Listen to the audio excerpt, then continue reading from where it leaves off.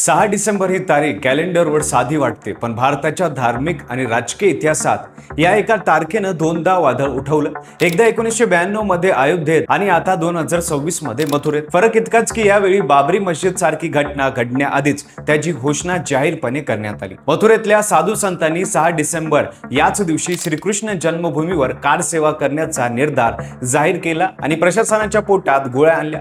नेमकं काय ठरलं, कोणी काय शपथ घेतल्या आणि सर्वोच्च न्यायालयात नक्की काय सुरू आहे हे सगळं सविस्तर पाहूया आजच्या व्हिडिओच्या माध्यमातून. नमस्कार, मी पंकज आणि तुम्ही पाहताय कसं काय. अयोध्या तो झाकी है, काशी मथुरा भी बाकी है. हे वाक्य मागच्या काही वर्षापासून हिंदुत्ववादी संघटनांच्या तोंडी सतत ऐकायला मिळतं. अयोध्यातला राम मंदिराचा वाद न्यायालयीन निकालाने संपला आणि आता तिथे भव्य मंदिर उभारलं आहे. पण याच धर्तीवर काशी आणि मथुरा येथेही असा संघर्ष सुरू व्हायला अशी इच्छा अनेक धार्मिक संघटनांची आहे. मथुरेत जिथे भगवान श्रीकृष्णाचा जन्म झाला असं मानलं जातं त्याच जागे शेजारी काही शाही ईदगाह मस्जिद उभी आहे आणि तिथेच केशवदेव मंदिरही आहे. जमिनीच्या मालकीवरून आणि धार्मिक हक्कांवरून हा वाद दशकानुदशक न्यायालयात सुरू आहे. पण आता प्रतीक्षा करण्याची भूमिका सोडून थेट रस्त्यावर उतरण्याचा निर्णय काही साधू संतांनी घेतलाय. हा वाद नेमका सुरू कधी झाला हे समजून घेतलं की सध्याची घडामोड जास्त स्पष्ट होते. सांगितलं जातं की मुघल सम्राट औरंगजेबाने 1670च्या सुमारास श्रीकृष्णाचं मूळ जन्मस्थान असलेल्या ठिकाणाचं प्राचीन मंदिर पाडून तिथे शाही ईदगाह मस्जिद उभारली. पुढे याच जागे शेजारी केशवदेव मंदिराची पुनर्बांधणी झाली आणि दोन्ही वास्तू भिंतीला भिंत लागून उभ्या राहिल्या. 20व्या शतकाच्या सुरुवातीला ही जमीन वाराणसीच्या राजाकडे होती. 1944च्या साली उद्योगपती जुगल किशोर बिर्ला यांनी ही जमीन विकत घेतली आणि पुढे श्रीकृष्ण जन्मभूमी ट्रस्टची स्थापना झाली.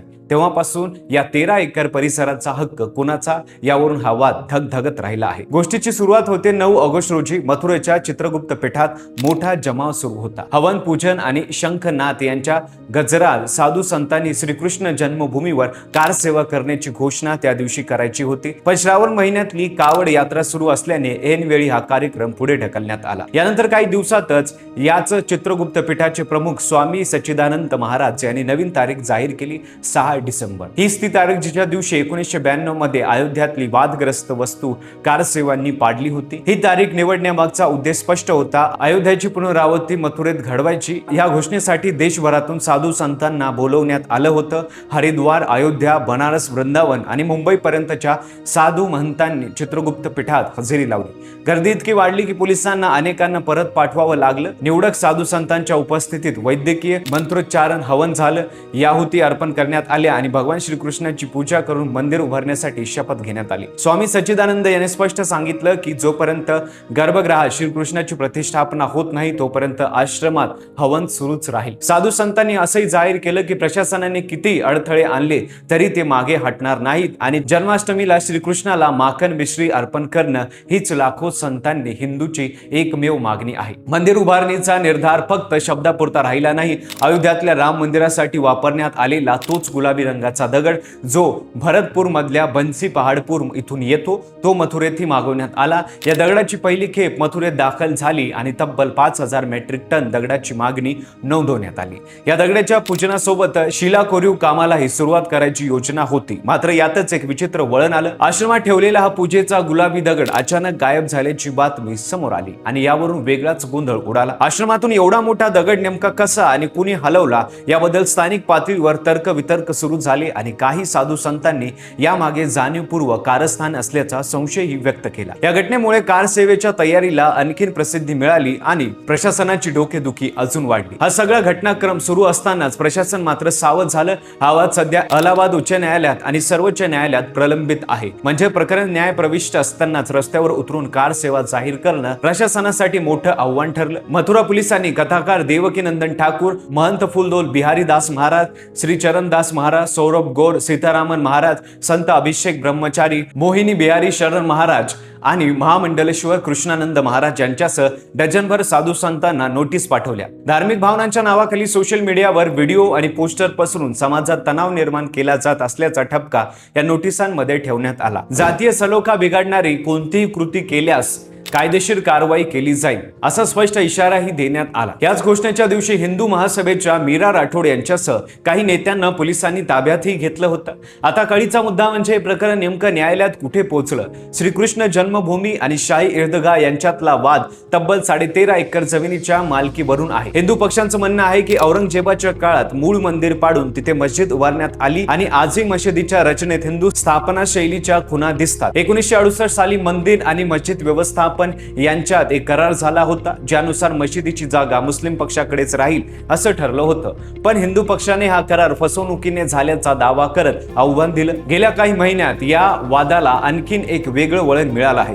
हिंदू पक्षाने सर्वोच्च न्यायालयात असा युक्तिवाद केला की शाही ईदगाह वास्तू ही भारतीय पुरातत्व संरक्षण विभागाने म्हणजेच ASI ने संरक्षित केलेली वस्तू आहे आणि त्यामुळे तिचा वापर मस्जिद म्हणून करताच येणार नाही. हा युक्तिवाद प्रत्यक्षात मुस्लिम पक्षाने सर्वोच्च न्यायालयात दाखल केलेला याचिकेला उत्तर म्हणून समोर आला आहे. कारण अलाहाबाद उच्च न्यायालयाच्या आधीच्या एका आदेशाला मुस्लिम पक्षाने आव्हान दिलं होतं. या याचिकेवर सुनावणी करताना सरन्यायाधीश संजीव खन्ना, न्यायमूर्ती PV संजय कुमार आणि न्यायमूर्ती KV विश्वनाथन यांच्या खंडपीठाने हिंदू पक्षाच्या ASI संरक्षित वस्तूच्या दाव्याची दखल घेत मुस्लिम पक्षाला नोटीस बजावली आहे. दुसरीकडे सर्वोच्च न्यायालयाने प्रलंबित प्रकरण चर्चेत मिटवण्यासाठी समाधान समारोह आणि विशेष उपक्रमांतर्गत मथुरेत लोक अदालत ही घडून आणली. मात्र या बैठकीला मुस्लिम पक्षाची कोणतीही उपस्थिती नव्हती आणि चर्चा झालीच नाही. पुढची बैठक 18 ऑगस्टला ठरलेली आहे. या लोक अदालतीत हिंदू पक्ष वकील हरेराम त्रिपाठी आणि सुरेंद्र कुमार यांच्यासह श्रीकृष्ण जन्मभूमी न्यायाच्या प्रतिनिधींनी सहभाग घेतला आणि वादग्रस्त वस्तू जागेवरून हटवण्याचा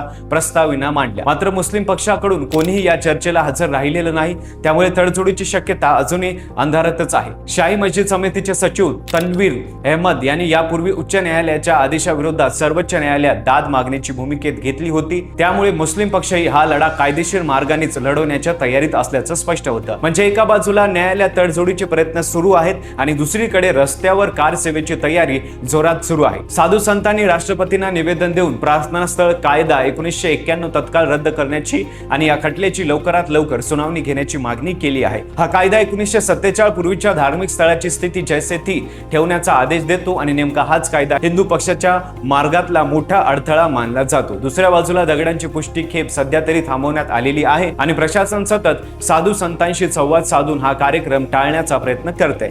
मथुरा जिल्हा प्रशासनाने सुरक्षा यंत्रणा आधीच सतर्क केल्या आहे आणि श्रीकृष्ण जन्मभूमी संकुलाभोवती पोलीस बंदोबस्त वाढवण्यात आलाय. आगामी काही महिन्यात जन्माष्टमी सारखा मोठा सण आणि सोबतच कार सेवेची घोषणा, यामुळे मथुरेतलं वातावरण आधीच तापलेलं आहे आणि प्रशासनासाठी कायदा सुव्यवस्था राखणं हे मोठं आव्हान बनलं आहे. आता प्रश्न असा उरतो की 6 डिसेंबरला नेमकं काय घडणार? अयोध्येच्या वेळी जसा देशभरातून मोठा जनसमुदाय उभा राहिला होता तसाच यावेळी उभा राहील का, हे अजून स्पष्ट नाही. सत्तेत आलेल्या भाजपने अजून तरी या कार सेवेचे उघड पाठिंबा जाहीर केलेला नाही आणि हे प्रकरण न्यायप्रविष्ट असल्याने प्रशासनही सावधपणे पावलं टाकतं. एका बाजूला कोर्टातली सामोपचाराची बैठक आणि दुसऱ्या बाजूला मंदिरासाठी मागवलेला गुलाबी दगड, या दोन्ही गोष्टी एकाच वेळी घडत असताना मथुरेचं भवितव्य नेमकं कोणत्या दिशेला जाणार आहे? न्यायालयाचा निर्णय आधी येणार की 6 डिसेंबरची कार सेवा आधी घडणार, हे या पुढच्या काही महिन्यातच स्पष्ट होईल. तुम्हाला काय वाटतं? हा वाद समोपचाराने मिटेल की अयोध्येची पुनरावृत्ती होईल? हे नक्की कमेंटमध्ये सांगा. एक गोष्ट मात्र नक्की आहे, मथुरेचा हा वाद आता फक्त न्यायालयीन कागदपत्रापुरता मर्यादित राहिलेला नाही. गुलाबी दगडांची खेप, साधू संतांच्या शपथा, पोलिसांच्या नोटिसा आणि सर्वोच्च न्यायालयातील नवी सुनावणी, या सगळ्या गोष्टी एकाच वेळी घडत असताना देशाचं लक्ष आता 6 डिसेंबरकडे लागलं आहे. अयोध्येचा इतिहास पुन्हा घडणार की यावेळी संविधान आणि न्यायालय या मार्गानेच हा तिढा सुटणार? याचं उत्तर येणाऱ्या काळातच मिळेल. यावर सरकारने काय भूमिका घ्यायला हवी हे सविस्तर आम्हाला कमेंटमध्ये नक्की सांगा. व्हिडिओ आवडला असेल तर लाईक करा, चॅनलवर नवीन असेल तर चॅनल सबस्क्राईब करायला विसरू नका आणि पाहत राहा फक्त कसं.